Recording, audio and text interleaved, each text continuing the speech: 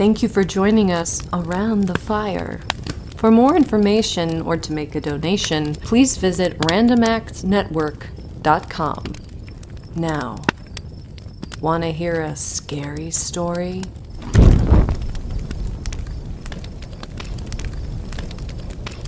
Dr. Marilyn York was relocating her family from Park City, Wisconsin to West Plainfield, Texas, where she planned to open her own practice. She'd previously flown out with her husband Roger to view houses, closing on one shortly thereafter. Now they packed the van and Roger set off for their new home with their 2-year-old son, as Marilyn needed a few final days to wrap up with her patients. Before they left, they set a timer on the Polaroid camera and took 2 family photos in front of their former home, one for each of them. The photos captured the moment perfectly, the family excited for their new life. But they never made it, and Roger never called. Marilyn reached out to the police, and while they immediately began scanning their route for the license plate, she couldn't sit around worrying.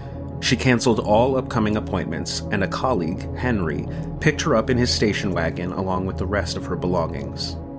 They stopped at just about every diner, gas station, and rest stop that they passed, but no one recognized her family or their vehicle. Neither did anyone at the inns or motels.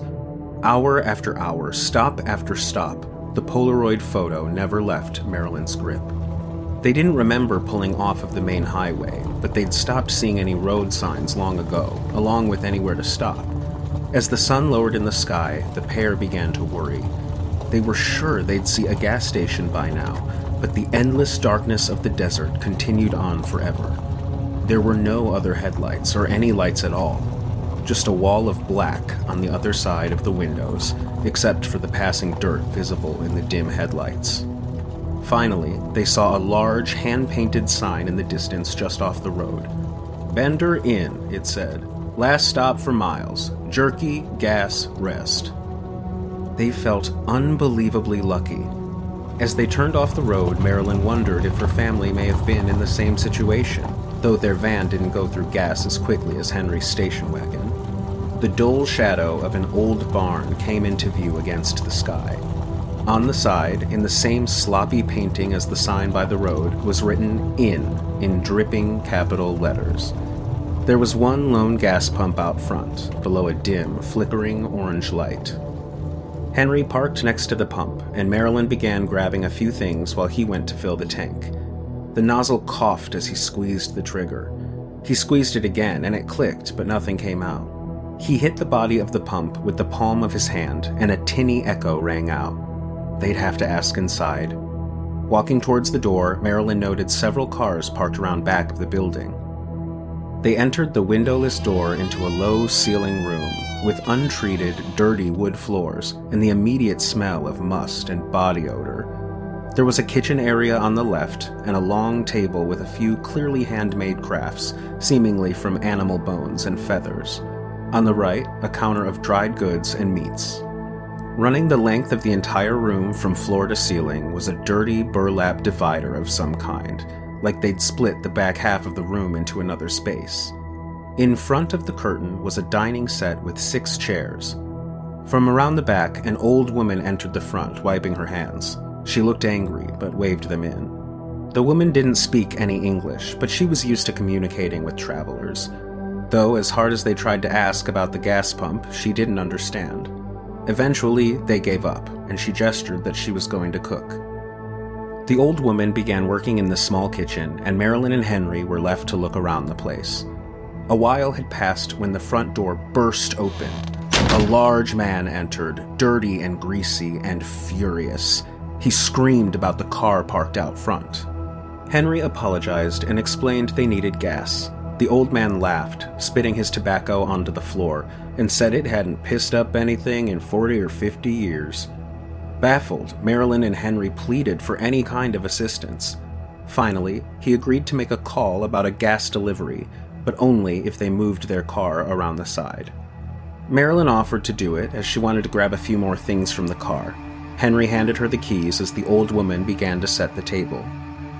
A deep sigh escaped Marilyn the moment she sat in the driver's seat. She was so frustrated to be delayed and wanted to be anywhere but here. The tears came as she recalled her family's excitement only a few days ago. Now, her future looked as dark as the stains on the fabric inside.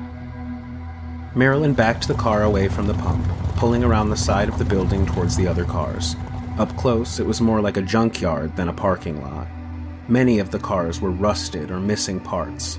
Some looked ancient, nearly 20 or 30 years old. There were several vans and trucks, and everything stopped. Directly in front of her sat her family's van. The license plate had been removed, but she was certain. She threw the car into park and hurtled towards the van, shoving her face up against the window and looking inside. The van, which had been filled to the brim with their belongings, was now nearly empty. Left behind was only garbage, a few random papers, and her son's teddy bear. A feeling of dread overtook her so heavily she nearly collapsed. Looking back at the ramshackle hotel, she remembered Henry alone inside.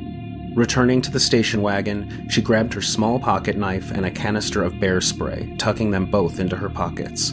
For the first time in her life, she wished she'd owned a gun. Upon opening the door, she noticed a fresh presence in the room. A young, beautiful brunette who was shamelessly flirting with Henry. Hearing Marilyn return, Henry looked back with a huge grin. They were going to be the guests of honor, he said. He pulled the chair back from the head of the table and waited for her to sit. Marilyn wanted to grab him and run, but there was nowhere to go. She hated the idea of the dirty, smelly curtain hanging behind her. The young woman was Kate, a medium who gave lectures at colleges across the South. She introduced Big Daddy, who said nothing in return, and called the old woman Ma. She asked what Marilyn did for a living, and panicking, Marilyn said she was a teacher. "How could you be a teacher," she asked, "if you're already a full-time doctor?" Marilyn's eyes shot to Henry. He nervously laughed, explaining he'd already shared how they knew each other. He looked at Marilyn like she was acting strange. She continued, apologizing. Sometimes she liked to create a new identity when she was on vacation, she said. "Vacation, huh?" Kate pestered again. "So you're not looking for your missing family?" If looks could kill, Henry would be dead on the floor. How the hell had he shared so much in such a small amount of time? Marilyn started to answer when Ma dropped a bowl loudly in front of her on the table. A puddle of murky, red-tinted broth filled the bottom, topped with chunks of fatty meats and mysterious vegetables. Big Daddy and Ma began feasting without saying a word. Marilyn watched as Henry lifted his fork and took a lump of gray meat between his lips, chewing and dripping grease down his chin. She didn't have an appetite, and she was baffled that Henry was so blind to how odd everything was around them. But there was something about Kate that was magnetic. She laughed at his jokes and played with his hair. He batted away the compliments in a way that begged for more, and she provided. She rested her hand on his nearest shoulder and stepped behind him. He took another bite as she began to massage his shoulders. "You really are handsome," she said. "A face like that doesn't come along often." He thanked her awkwardly. "It's gonna look even better on my brother." The curtain behind Marilyn whipped open, and a giant mass of a man appeared with a broad wooden mallet. He brought it down directly on Marilyn's head. She collapsed lifeless to the floor. Before Henry could scream, Kate slit his throat with the knife in her hand, and he too fell to the wooden planks below. The monster with the mallet stepped back behind the curtain and pulled a large lever. A trap door opened behind Marilyn's seat, and her body rolled inside. He then dragged Henry's body over, pushing him through and landing with a splatter in the darkness below. Kate complimented her brother and embraced him, giving him a long, wet kiss. He grunted with excitement. Ma got up to clear the plates and mop the floors, while Big Daddy helped himself to Marilyn's untouched dinner. He stabbed a chunk of meat with his fork and smeared it through the blood on the table like steak sauce. Time passed. Maybe minutes, maybe hours. Marilyn woke up from the jolt of Henry's body being lifted off top of her where he had landed. Her head was throbbing, and the air tasted like pennies. Though her vision was blurry, she watched the man as he set to work, now wearing a butcher's apron. He pulled a massive, rusty meat hook down from its chain and hoisted Henry up. In one slick move, he hooked the metal into Henry's back, releasing the body's full weight to dangle from the rafters. The butcher looked back at Marilyn, who had barely closed her eyes, pretending once again to be dead. She had only just now seen his face for the first time. He looked so familiar. She didn't open her eyes again after that. The noise was enough. The butcher pulled and twisted, accompanied by a chorus of slurping and squirting, even splattering across Marilyn's face at one point. She flinched so slightly, and the man looked at her again, but she was still. He crossed to a counter of tools below a small mirror on the wall, and Marilyn finally caught a clear glimpse of his face. Or rather, her husband's. The man was wearing a distorted, bent, hand-sewn mask made of Roger's own face. Grunting, the man walked off to the back of the room, and Marilyn heard a door open and close. She stood up, but fell back to the floor as her head throbbed with every beat of her heart. She took a deep breath and stood again, steadying herself on a table nearby. Her eyes focused on the contents of the table, and she saw what looked like a bowl made of a human skull, overflowing with bone fragments, hair, and fingernails. She pushed herself away from the table and walked to what was left of Henry, confirming that he had no pulse. The butcher had been harvesting his skin. Though she'd hoped for his sake that he was dead, she now had to accept that she was totally and utterly alone with the Benders. The entire basement was filled with an inch or so of warm brown liquid. The space contained tables, boxes, and trunks of rusty hunting gear, and torture devices, knives and machetes, bits and pieces of animals and human bodies. Working her way through the room, she hoped to find an alternate exit. But it was too late. She heard the door open. The butcher was coming back. Marilyn moved as quickly as she could, returning to where she'd come from and pretending once again to be a corpse. The man walked into the room with his most horrifying tool yet, a chainsaw. He pulled the cord and the chain revved to life. Carefully, the butcher began to remove Henry's legs. Taking advantage of the noise, Marilyn got up from the floor and began running, making it nearly to the door before he noticed. The man whipped around, flinging the chainsaw through the air, clashing into everything near him, and followed. Marilyn burst up a set of concrete stairs, out of the basement and into a sun garden. She slammed the doors behind her and waited. Moments later, the man appeared, but Marilyn was prepared with her bear spray, blasting him directly in the eyes. He tumbled backwards down the stairs and she shut the doors once again, sprinting into the yard. Suddenly, she plunged several feet below into a pit of bones and rotting carcasses, a terrible brown mix of decomposition. She heard the doors open again and the chainsaw's engine. Marilyn pulled herself down into the rotting soup and allowed herself to drown in the decay. The man came to the edge of the pit and looked down. He rubbed his eyes and looked again. She was properly hidden, and he continued into the yard. She didn't move until the sounds had faded. After pulling herself out of the pit, she ran in the opposite direction of the man, careful not to bump into any of the other residents of the inn. She made her way through the trees and eventually came upon a small house. Without any other option, she knocked on the door, checking behind her that she wasn't being followed. A middle-aged blonde woman let her inside. Marilyn told her that there were killers nearby and that her husband and friend were both dead. The woman calmly listened and brewed Marilyn a cup of tea. But Marilyn didn't want tea. She wanted to use the phone. The woman didn't have a phone, she said, as they were too much trouble. Nor did she have a car or any way to get anywhere, not that there was anywhere to go. Marilyn grew frustrated, raising her voice and begging for any kind of assistance when, from the back of the house came the faint noise of a baby crying. At first, she thought she imagined it. Marilyn looked around the room, seeing nothing to indicate a child. And then she knew. The familiar cries were coming from her son. Marilyn stole for the back room, gaining on the door, but as she reached for the handle, it opened itself. The baby cried from deep inside the room, out of Marilyn's sight. Blocking the view was Ma, looking furious as ever. Marilyn backed towards the living room, now hoping to escape outside, when a phone rang from around the corner. She looked at the blonde woman, who smiled with a mostly toothless grin. "You told me you didn't have a phone," she said. The woman looked like she could barely contain herself.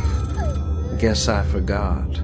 She laughed as Ma answered the call, and Marilyn left the small house and returned to the woods. It was dusk and getting harder to see. Listening close, she could only hear the sounds of bugs and birds and maybe bats. She took a few quiet steps, keeping an eye on the shadows around her. Suddenly, the butcher was right behind her.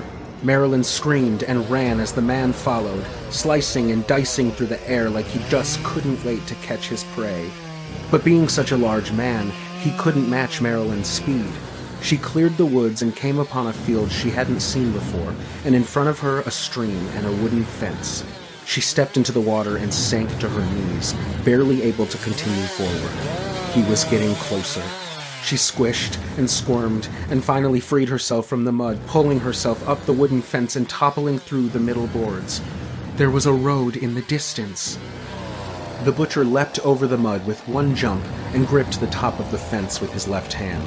He attempted to hurtle over the top, but he didn't have the height, and instead he crashed through the boards and onto the ground, dropping the chainsaw.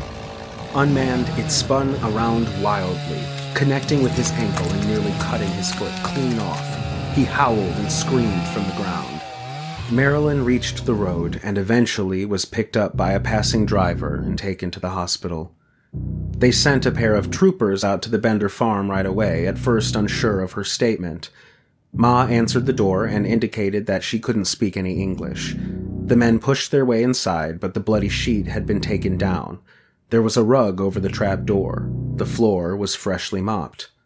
A flirtatious Kate insisted that no one matching Marilyn's description had ever been by, but one of the cops pushed back, saying he saw her car on the side of the building.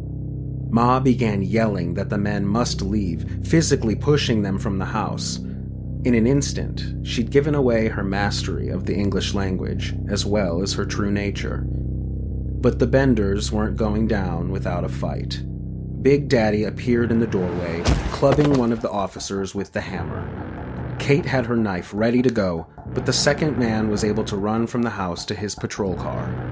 He made a desperate call over the radio and grabbed the spare ammo for his gun. Straightening his aviators, he stepped back out of the car. The butcher had been lying under the vehicle, waiting, and used his toy to cut through the officer's legs. He fell to the ground, screaming in pain, as the butcher began to make his way out from underneath. Word spread quickly, and several members of the county joined the other troopers when they arrived, guns drawn. The sheriff offered to let them come out unharmed, but there was no movement from the house. He repeated himself, but once again, nothing. As he stepped forward, offering their last chance, a bullet came from the side of the building, piercing the man's skull and tossing his hat into the wind. From there, it was war. The mob shot and shot and shot at the house until most of them were out of bullets. The gunfire was returned at first, but not for long, giving them hope they'd taken out their targets. Someone tossed a Molotov cocktail through the battered open door, and the house erupted. From behind the structure came the roar of a van with all 4 members of the Bender family inside. They plowed into the vigilantes, with the butcher leaning out the side, attacking with the chainsaw. Only one trooper made it to his car fast enough to follow the van, but they looped around, faking him out, and he drove right into the pit behind the house. No one knows for sure what happened to them. The tracks disappeared, and the van was never located. Men combed through every inch of the Bender property, but never found any trace of the blonde woman that Marilyn had mentioned, nor a young boy. The family was later held accountable for over 70 deaths. Substantial rewards were offered for any information, but no one ever came forward. The Benders had escaped the clutch of the law, returning to the dust of the desert.